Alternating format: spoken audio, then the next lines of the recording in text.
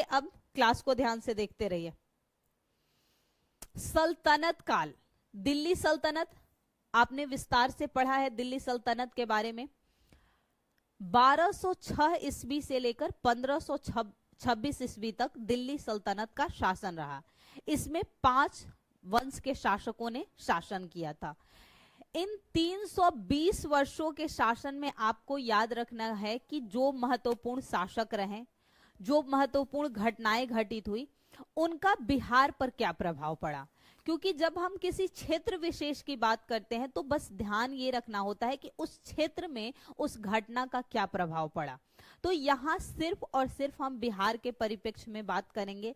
और अगर आप में से कोई भी दिल्ली सल्तनत की क्लासेस को अच्छे से नहीं देखा है तो आप प्लेलिस्ट में जाएं, प्लेलिस्ट में पूरी हिस्ट्री कंप्लीट हो चुकी है, वहां पर जाकर आप क्लास को देख सकते हैं।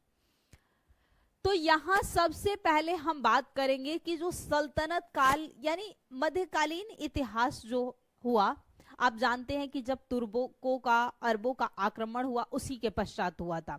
प्राचीन इतिहास जो रहा उसमें क्या हुआ कि एक समय के बाद जो बौद्ध जैन थे या जो गैर बौद्ध जैन जो ब्राह्मण धर्म थे, इन दोनों के बीच मतभेद होने लगे।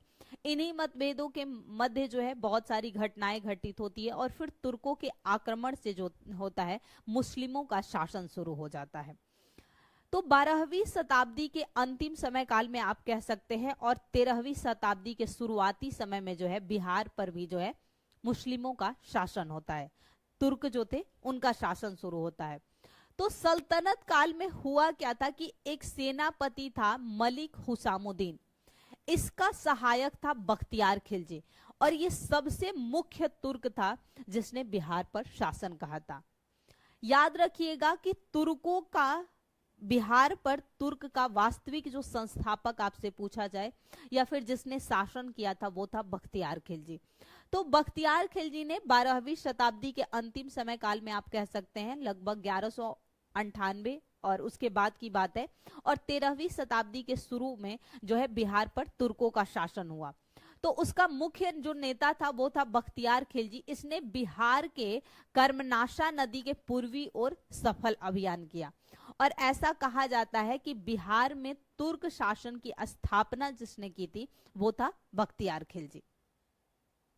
बिहार में तुर्कों, टाइपिंग एरर है, तुर्कों की सबसे महत्वपूर्ण विजय जो थी वो उदंतपुरी का सफल अभियान माना जाता है कि इन्होंने जो सबसे सफल अभियान तुर्कों का बिहार में माना जाता है वो उदंतपुरी का सफल अभियान माना जाता है। आपने 3 महत्वपूर्ण विश्वविद्यालयों के बारे में पढ़ा होगा बिहार में, एक विक्रमशिला, दूसरा नालंदा और एक उदंतपुरी, जिसमें से नालंदा विश्वविद्यालय की जो स्थापना हुई थी वो की गई थी गुप्त शासक कुमार गुप्त द्वारा, और उदंतपुरी और विक्रमशिला विश्वविद्यालय की स्थापना जो की गई थी वो की गई थी पाल वंश के शासकों द्वारा। प्राचीन इतिहास में हमने इन वंशों की चर्चा की है ऑलरेडी। तो सबसे महत्वपूर्ण जो थी उदंतपुरी का सफल अभियान था। बख्तियार खिलजी ने, याद रखिएगा, 1203-4 में नादिया, नादिया कहाँ है वर्तमान की बात की जाए तो बंगाल में, यानी वेस्ट बंगाल में अब है। लेकिन जब बख्तियार खिलजी ने बिहार पर आक्रमण किया तो उस समय याद रखिएगा पाल वंश का जो सेन वंश का जो शासक था वो लक्ष्मण सेन था। यहां पर कौन था? सेन वंश का जो शासक था वो था लक्ष्मण सेन, जिसकी राजधानी क्या थी? इसी की राजधानी थी नादिया, याद रखिएगा।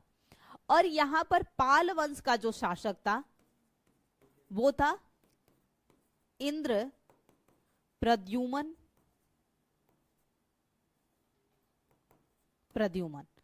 तो इन दोनों का शासन था और इसी समय नादिया पर उन्होंने चढ़ाई की, और फिर नादिया पर चढ़ाई करने के पश्चात इन्होंने क्या किया कि लखनौती को राजधानी बना दी। लखनौती भी वेस्ट बंगाल में है, यानी कि अब जो राजधानी यहाँ की क्या हो गई, नादिया से स्थानांतरित करके लखनौती कर दी गई थी। तो कभी भी प्रश्न ये अगर आपसे पूछा जाता है कि बिहार में तुर्क वंश का वास्तविक जो है संस्थापक कौन है, बिहार में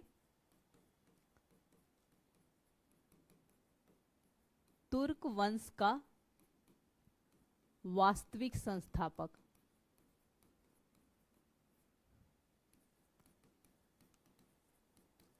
तो वो याद रखिएगा बख्तियार खिलजी, यानी इसी को श्रेय जाता है तुर्क सत्ता की स्थापना का बिहार में। और फिर इसके समय में जो दो प्रमुख शासक थे, एक सेन वंश का लक्ष्मण सेन और पालों में जो था इंद्र प्रद्युमन कहलाता था। किस नाम से जाना जाता था? इंद्र प्रद्युमन पाल भी कह सकते हैं, क्योंकि इनका नाम जाता था पीछे, तो इंद्र प्रद्युमन पाल था। और फिर इसी समय जो है उदंतपुरी का सफल अभियान हुआ था। इसने नादिया पर चढ़ाई की और लखनौती को राजधानी बना दी थी।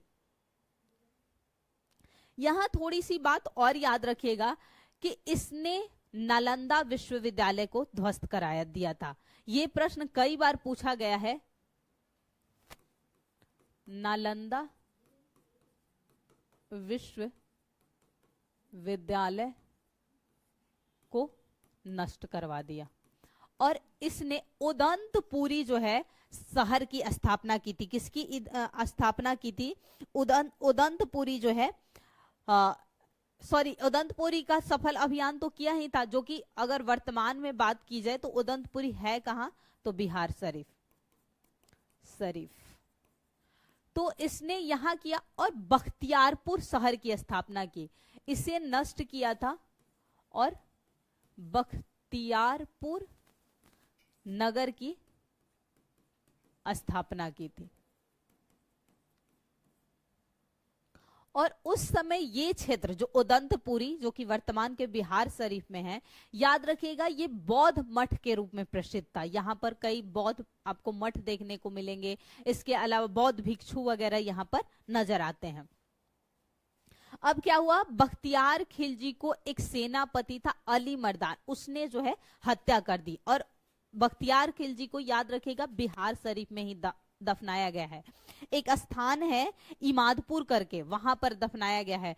तो इसकी हत्या जिसने की थी वो था सेनापति अली मर्दान। हत्या कर दी और हत्या होने के पश्चात जो है बिहार शरीफ में ही दफनाया गया है। बिहार शरीफ में दफनाया गया है। बिहार शरीफ में कौन वो जगह था, अगर स्पेसिफिक कभी पूछे तो इमादपुर वो स्थान है जहां पर बख्तियार खिलजी को जो है दफनाया गया था। और ये जो घटना हुई थी, याद रखिएगा उदंतपुरी का सफल अभियान अगर आपसे पूछा जाए तो याद रखिएगा 1198 की बात है। इस ईस्वी में जो है ये सफल अभियान घटित हुई थी। तो ये इतनी बात जो है आपको याद रखनी है। नेक्स्ट, अब यहां से हम तुर्कों के आक्रमण के पश्चात ही फिर हम देखते हैं कि दिल्ली सल्तनत की शुरुआत होती है। क्योंकि जब मोहम्मद गोरी की हत्या हो जाती है, और मोहम्मद गोरी का ही दास था कौन? कुतुबुद्दीन ऐबक। तो मोहम्मद गोरी द्वारा उत्तर भारत के जितने भी विजित क्षेत्र थे, यानी जिन क्षेत्रों पर मोहम्मद गोरी का अधिकार था, अब किसका अधिकार हो गया था? कुतुबुद्दीन ऐबक का। और कुतुबुद्दीन ऐबक ने इस बात का फायदा उठाते हुए 1206 ईस्वी में गुलाम वंश की नींव रखी थी। तो गुलाम वंश के शासकों में याद रखिएगा कुतुबुद्दीन ऐबक का बिहार से कोई सीधा संबंध नहीं है। जो सुल्तान बना, आप जानते हैं कि गुलाम वंश का जो वास्तविक संस्थापक माना जाता है वो माना जाता है इल्तुतमिश को। तो इल्तुतमिश के समय काल से ही जो है बिहार पर जो है उनका नियंत्रण हुआ, उससे पूर्व नहीं था। तो इल्तुतमिश ने बिहार में अपना पहला जो सूबेदार है किसे नियुक्त किया था? मलिक जानी को। बस इसमें फैक्ट्स को ज्यादा याद रखिएगा। मलिक जानी को नियुक्त किया और सैफुद्दीन ऐबक को बिहार का गवर्नर। याद रखिएगा सूबेदार अलग होता था, गवर्नर जो है वो अलग पद होता था। तो दोनों को नियुक्त किया। और फिर नासिरुद्दीन महमूद, अब ये कौन था नासिरुद्दीन महमूद? तो याद रखिएगा इसका पुत्र था। और इल्तुतमिश पहला सुल्तान था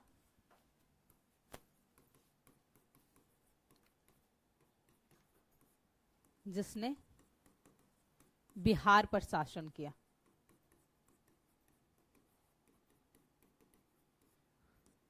ये बात याद रखिएगा। तो इसका पुत्र नासिरुद्दीन महमूद ने क्या किया, अवध, बिहार और लखनौती, तो अवध संयुक्त प्रांत में हो गया, बिहार और लखनौती जो हुआ वर्तमान के वेस्ट बंगाल में, इस पे इसको एक ही, ये टाइपिंग एरर है, एक ही प्रशासनिक इकाई के रूप में संगठित कर दिया। यानी कि जब नसरुद्दीन महमूद शासक बना तो इसने क्या किया, अवध यानी जो संयुक्त प्रांत का एक भाग था, बिहार और लखनौती जो कि वेस्ट बंगाल, इन तीनों को मिलाकर एक ही प्रशासनिक इकाई में बांध दिया। यानी कि इन सभी क्षेत्रों पर एक ही सूबेदार नियुक्त होगा और एक ही गवर्नर नियुक्त होता था। हर एक प्रांत पर जो है एक सूबेदार नियुक्त होता था और एक गवर्नर नियुक्त होता था। तो इसने क्या किया कि प्रशासनिक व्यवस्था को सही तरीके से चलाने के लिए इन सबको मिला दिया और वहां पर इन सभी में एक गवर्नर और सूबेदार को नियुक्त कर दिया। बलबन, अब आप जानते हैं कि गुलाम वंश में 4-5 ही महत्वपूर्ण शासक है, जिसमें से एक इल्तुतमिश जो कि वास्तविक संस्थापक माना जाता है, उसके पश्चात रजिया सुल्तान जो कि महिला प्रथम शासिका मुस्लिम मानी जाती है, उसके बाद जो एक मेन शासक बलबन माना जाता है, गयासुद्दीन बलबन, जिसने रक्त एवं लौह की नीति शुरू की थी और जो किंगशिप थ्योरी लाया था, यानी राजत्व का जो सिद्धांत है वो लेकर आया था।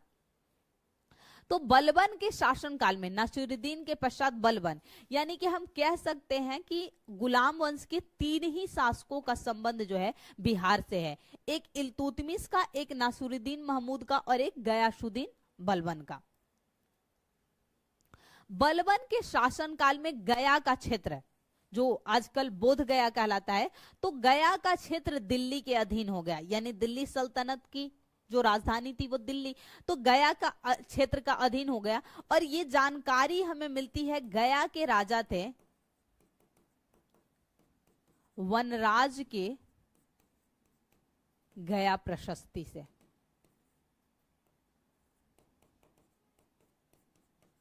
ये जो है जानकारी हमें प्राप्त होती है कि बलबन का गया के क्षेत्र को इन्होंने दिल्ली के अधीन किया था।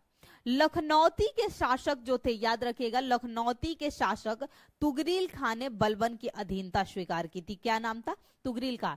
और याद रखिएगा कि जब सैफुद्दीन ऐबक को गवर्नर बनाया था इल्तुतमिश ने, पहला सूबेदार जो है मलिक जानी था, और तो अगला जो गवर्नर नियुक्त किया गया था वो तुगान खां को नियुक्त किया गया था। किसे? तुगान खां को जो है सरदार नियुक्त किया गया था।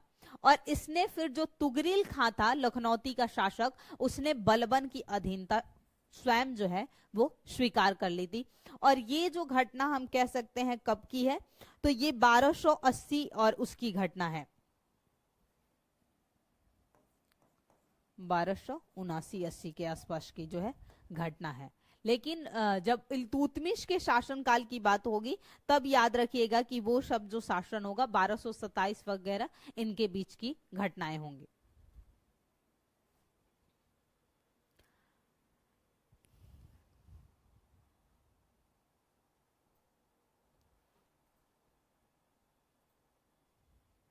अब इनके पश्चात यानी गुलाम वंश के पश्चात दिल्ली सल्तनत में जो नेक्स्ट शासक थे वो खिलजी वंश थे। इनमें एक ही महत्वपूर्ण शासक था, अलाउद्दीन खिलजी।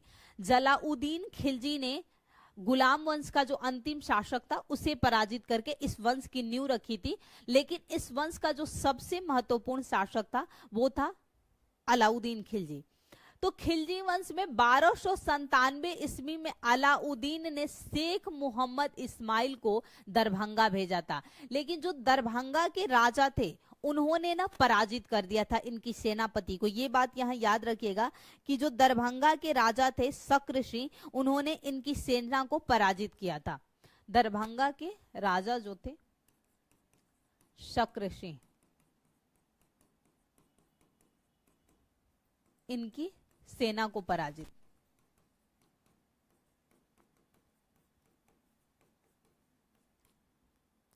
खिलजी वंश के समय में, यानी जब खिलजियों का शासन रहा, तो खिलजी वंश के समय तक बिहार में गया नदी से संलग्न दक्षिण का जो मैदान है, यानी कि हम कह सकते हैं कि जो दक्षिणी बिहार है, गंगा नदी से संलग्न दक्षिण के मैदानों पर तुर्कों का आधिपत्य था। किसका आधिपत्य था? तुर्कों का, लेकिन तुगलक के समय जाकर जो है उनका बिहार पर वर्चस्व बढ़ गया।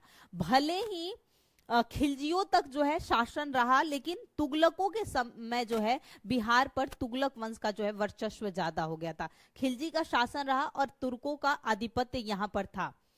इस समय के कुछ सिक्के जो है शाहपुर से प्राप्त होते हैं, जो भोजपुर का रीजन है वहां पर शाहपुर क्षेत्र जो है, तो यहाँ से जो है कुछ सिक्के हमें प्राप्त हुए हैं जो कि यहाँ के साक्ष्य को प्रदर्शित करते हैं। तो ये याद रखिएगा कि यहाँ तक जो शासन था उन्हीं का था, और इन्हीं का सेनापति, याद रखिए वो खिलजियों का जो सेनापति था, जो हार हुई थी, उसका नाम था जफर खां, जाफर खां, और ये मंगोलों से पराजित हो गया था।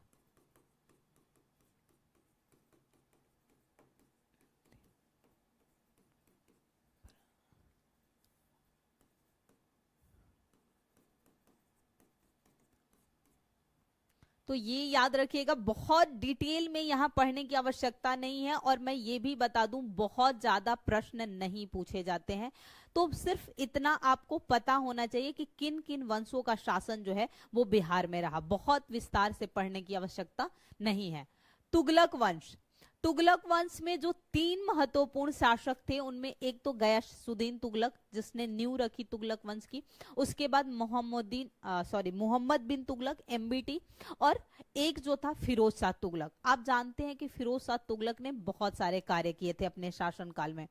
प्रशासनिक सुधार की कई इकाइयां उसने शुरू की थी, कई सुधार के कार्य किए थे बहुत सारे, जैसे कि दासों के लिए विभाग बनाया था उसने, इसके अलावा घर निर्माण के लिए विभाग बनाया था, औषधालय बनाया था, तो बहुत सारे निर्णायक कार्य किए थे। तो इसमें आपको जो खिलजी वंश में 2 शासकों के बारे में 3 को याद रखना है। एक तो गयासुद्दीन जिसने नींव रखी थी, उसके बाद मोहम्मद बिन तुगलक MBT, और फिरोज शाह तुगलक भी जो है बिहार पर शासन रहा था। तो गयासुद्दीन तुगलक ने मिथिला का क्षेत्र, जब हम प्राचीन भारत के इतिहास में पढ़ते रहे थे तो हमने देखा था कि वहां पर जो है हमेशा से शासन रहा था, और उन लोगों का प्राचीन समय काल से ही जो है अपनी एक लोकप्रियता थी। तो मिथिला का जो शासक था हरि सिंह, जिसकी हमने चर्चा भी की है प्राचीन इतिहास के अंतर्गत, हरि सिंह को पराजित किया, तथा मुहम्मद तुगलक ने बिहार का विलय दिल्ली सल्तनत में कर दिया। यानी कि तुगलकों के समय बिहार पर वर्चस्व ज्यादा बढ़ गया, और गयासुद्दीन तुगलक ने बिहार का विलय कहां कर दिया? दिल्ली में। और हरि सिंह कौन था? मिथिला का जो कर्नाट वंश था, कर्नाट वंश का शासक था हरि सिंह, जिसका जो है तुगलकों से सामना हुआ था। MBT, मोहम्मद बिन तुगलक के समय दरभंगा में एक दुर्ग बनाया गया था, यानी घेरा करके, तथा जामा मस्जिद का, एक मस्जिद का भी जो है निर्माण किया गया था। अब आते आते क्या हुआ कि मोहम्मद बिन जो तुगलक था, इसने अपनी राजधानी, आप पढ़े हैं कि राजधानी को दिल्ली से स्थानांतरित करके क्या कर दिया था? देवगिरी, और देवगिरी का नाम बदल कर दिया था दौलताबाद। दौलताबाद, ये हम मध्यकालीन इतिहास के अंतर्गत ऑलरेडी पढ़ चुके हैं कि इन्होंने राजधानी जो है दिल्ली से स्थानांतरित करके कहां कर दी थी? दौलताबाद। लेकिन इसने क्या किया कि पुनः फिर दौलताबाद से राजधानी क्या कर दी? पुनः दिल्ली। और यही वजह था कि इसको कहा जाता था कि ये जो है सनकी टाइप का शासक था, जो बादशाह था वो सनकी टाइप का था। और देवगिरी का नाम बदलकर दौलताबाद यहां भी मेंशन है।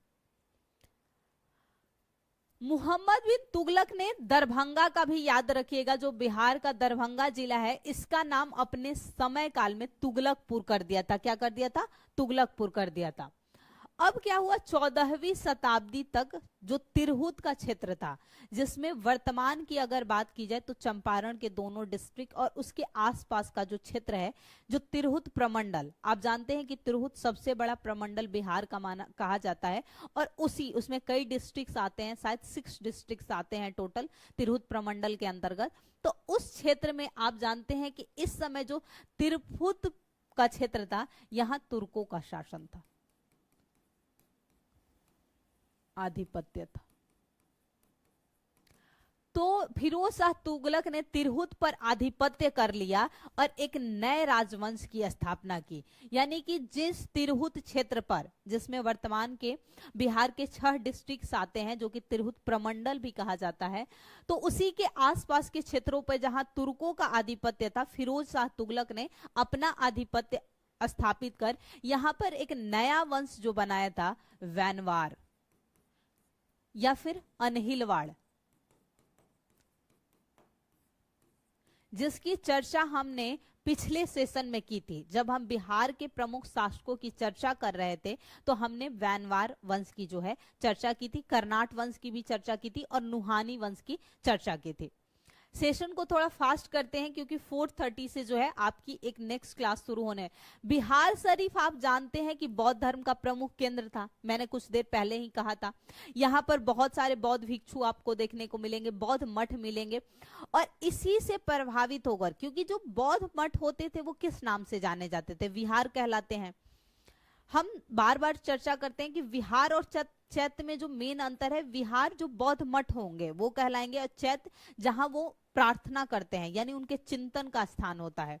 तो यहाँ पर बहुत सारे बौद्ध मठ होते थे जो विहार कहलाते थे, इसीलिए याद रखिएगा तुर्कों ने ही उस क्षेत्र का नाम बिहार रखा था। यानी बिहार का जो नामकरण हुआ है वो तुर्कों द्वारा किया गया है। उससे पूर्व वो मगध क्षेत्र कहलाता था, यानी प्राचीन समय काल में बिहार जो था वो मगध के नाम से जाना जाता था। लेकिन तुर्कों ने बिहार शरीफ में बहुत सारे बौद्ध मठों के होने के कारण उसे विहार से बिहार बनाया था, तब से जो है बिहार कहलाने लगा। पटना और गया से फिरोज शाह तुगलक के कई अभिलेख प्राप्त होते हैं। राजगृह, जो कि आजकल राजगीर कहलाता है, प्राचीन समय काल में गिरिव्रज के भी नाम से जाना जाता है, यहां से जैन मंदिरों के अभिलेखों से फिरोज द्वारा दान दिए जाने के भी साक्ष्य मिलते हैं। आप जानते हैं कि शासक जो होते थे किसी एक धर्म को प्रश्रय देते थे, बहुत सारे वो दान देते थे, जमीन, पूरा गांव का गांव जो है किसी धर्म को दान दे दिया जाता है, जैसे बौद्ध धर्म के नाम पे, जैन धर्म के नाम पर, ब्राह्मण धर्म के नाम पर। सूफी संत हजरत सरफुद्दीन याहिया मनेरी, इनकी एक रचना है जो कहलाती है मलफूजात और मनाकिबुल असफिया रचना। इसका जो पूरा नाम है, 2 याद रखिएगा रचनाएं हैं, एक है मलफूजात और एक है मनाकिबुल असाफिया। इन रचनाओं से जो है बिहार में तुगलक शासन की जानकारी मिली है। यानी कि बिहार में तुगलक शासन की जानकारी जो है हमें सूफी संत हजरत सरफुद्दीन याहिया मनेरी के रचनाओं से भी प्राप्त होती है। नेक्स्ट, सैयद वंश, जो कि लोदी वंश से पहले शासन किए थे, जिसकी स्थापना खिज खान ने किया था, इनका बिहार पर कोई वर्चस्व निर्णायक नहीं रहा था। तो अब हम लोदी वंश की चर्चा करते हैं, जो दिल्ली सल्तनत के सबसे अंतिम वंश थे। सिकंदर लोदी, सिकंदर लोदी के बिहार अभिलेख से जानकारी मिलती है कि जौनपुर के शासक जो थे हुसैन शाह सरकी, पढ़ा है आपने, जब हम स्वायत्त राज्यों की बात करते हैं तो जौनपुर में जो कौन थे, हुसैन शाह सरकी को पराजित कर दरिया खान नुहानी को प्रशासक, नुहानी वंश की जहां हमने चर्चा की थी तो दरिया खान नुहानी, तो अब क्या किया, सिकंदर लोदी ने जौनपुर का जो शासक था हुसैन शाह सरकी, उसे पराजित करके दरिया खान नुहानी को बिहार का प्रशासक नियुक्त कर दिया।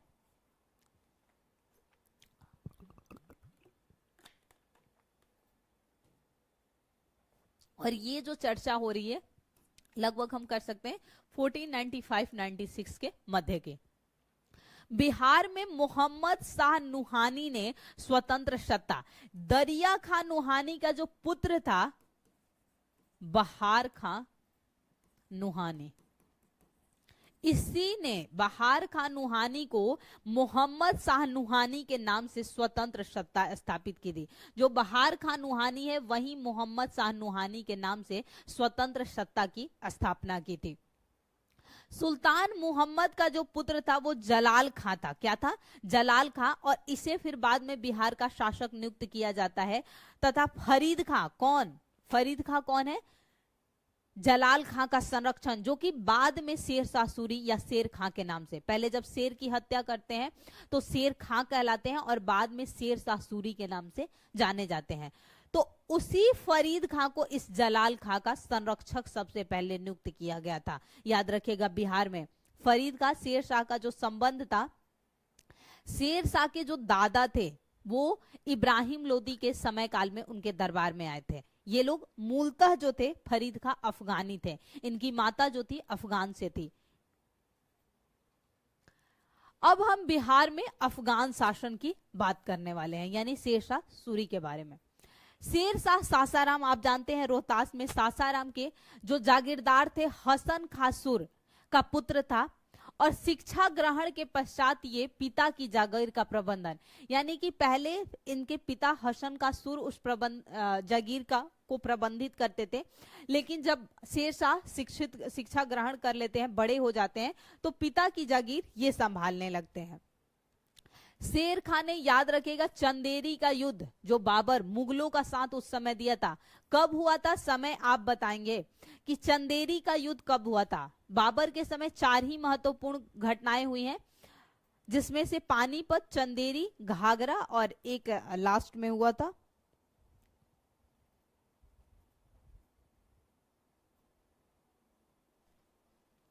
उसके बीच एक और घटना है, एग्जैक्ट नाम नहीं याद आ रहा है, 4 ही घटनाएं हैं।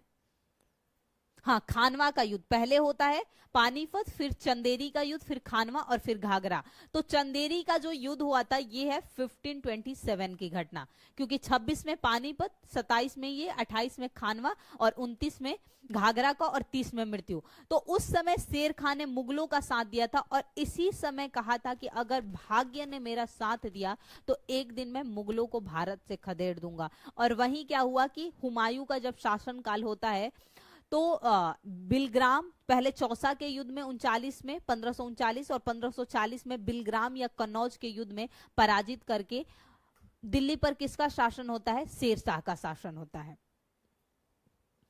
1529 ईस्वी में बंगाल के शासक नुसरत शाह को पराजित करने के उपरांत शेर खान ने एक उपाधि धारण की थी, याद रखिएगा, हजरते आला की उपाधि। पहले शेर शाह फरीद खान के नाम से जाना जाता था, पर एक शेर की हत्या करने के पश्चात बिहार के जो शासक थे उन्होंने ये नाम उन्हें दिया था। उन शासक की अगर बात की जाए तो उन शासक का जो नाम था सुल्तान मोहम्मद बहार, हाँ वही बहार खां जो था, उन्हीं ने जो है ये नाम दिया था शेर खां, और फिर शेर शाह सूरी कहला गए थे। फिर 1534 में सूरजगढ़ की लड़ाई में शेर शाह ने बंगाल की सेना को भी पराजित किया था। और फिर बहुत सारी 39 और 40 वो मध्यकालीन में हमने विस्तार से पढ़ा है। बिहार से संबंधित जो है एक वो है 1539 चौसा का युद्ध बक्सर के पास।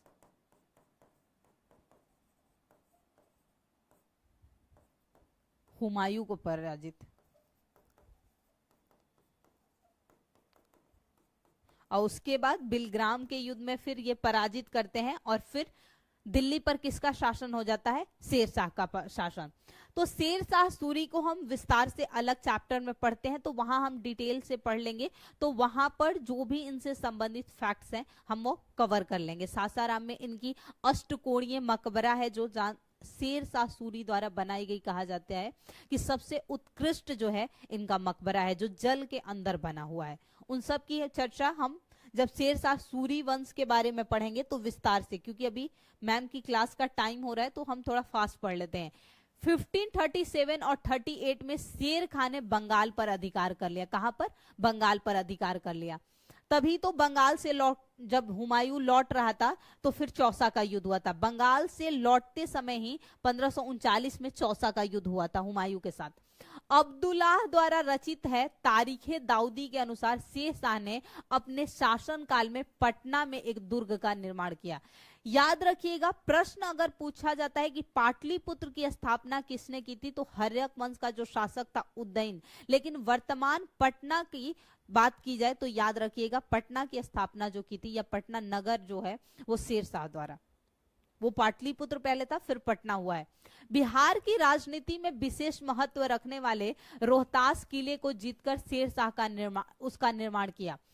आज भी बिहार की जो राजनीति है बाकी राज्यों से बिल्कुल आपको अलग दिखेगी। और शेर शाह सूरी ने रोहतास को जीतकर वहां पर एक किले का निर्माण किया था, क्योंकि इनका जो मकबरा है रोहतास के ही सासाराम में है। सासाराम स्थित, देखिए यहां लिखा भी है, सासाराम स्थित इंडो इस्लामिक स्थापत्य कला का सबसे सुंदरतम नमूना माना जाता है शेर शाह का मकबरा, जो कि अष्टकोणीय विधि से बनाई गई है। निर्माण ये स्वयं शेर शाह ने करवाया था, अपने जीवन काल में ही करा दिया जाता है, क्योंकि अक्सर मकबरे जो है मृत्यु के पश्चात बनाए जाते हैं, पर इन्होंने अपने जीवन काल में स्वयं किया था। पटना शहर में शेर शाह के द्वारा बनवाई गई एक मस्जिद का भी प्रमाण मिलता है। सासाराम में इन्होंने शेरगढ़ का महल बनवाया है। और इतना ही नहीं, सैन्य प्रशासन को अच्छे तरीके से कार्य करने के लिए रोहतास में एक और किले का निर्माण करवाया है। शायद वही किला शेरगढ़ महल के नाम से भी जाना जाता है। यानी कि सैन्य प्रशासन बहुत अच्छे तरीके से कार्य करे, इसलिए एक किले का निर्माण भी इन्होंने करवाया है। अब हम थोड़ी सी चर्चा बिहार में सूफी संत की कर लेते हैं, क्योंकि हमें यहाँ भक्ति आंदोलन पढ़ने की आवश्यकता नहीं है। सूफी संतों की बात करें तो सबसे पहले बिहार में चिश्ती सिलसिले ने कदम बढ़ाया। मनेर से आकर बसने वाले इमाम ताज फकीह, पूरा नाम क्या है, इमाम ताज फकीह, बिहार के सर्वप्रथम महत्वपूर्ण संत थे।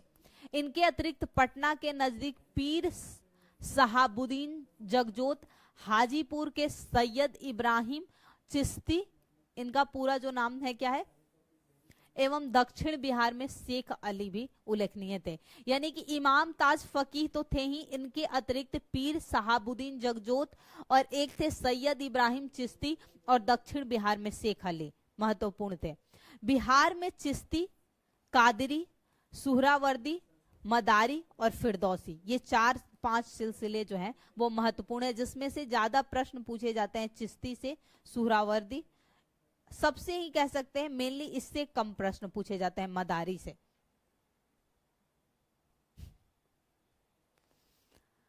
फिरदौसी सिलसिले का सर्वश्रेष्ठ प्रतिनिधि किसने किया था, संत मखदूम सरमुद्दीन ने, याहिया मनेरी, ये बहुत फेमस थे।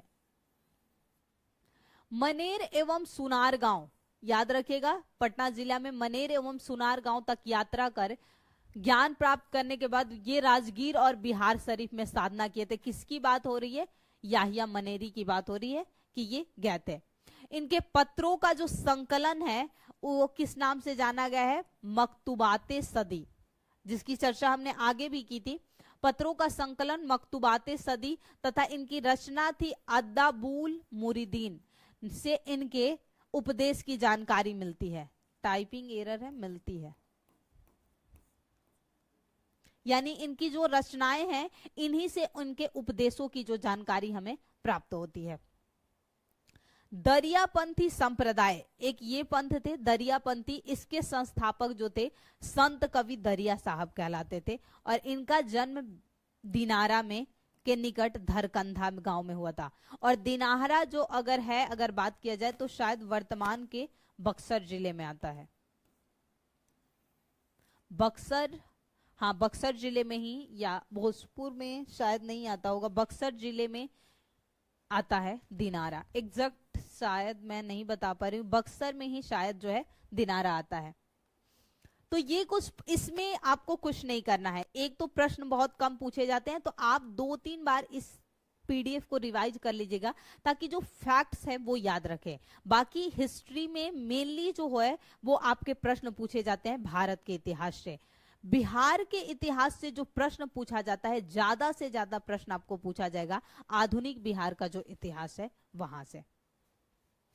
तो आज के लिए इतना ही, और टाइम भी हो चुकी है मैम की क्लास की, तो फिर आप इस पीडीएफ को रिवाइज कर जाइएगा अच्छे से। तो आप सभी अपना ख्याल रखिए और मस्त रहिए। एक बात और याद रखिएगा कि बिहार का जो मध्यकालीन इतिहास है इसकी जानकारी का एक स्रोत ये है तबकाते नासरी के,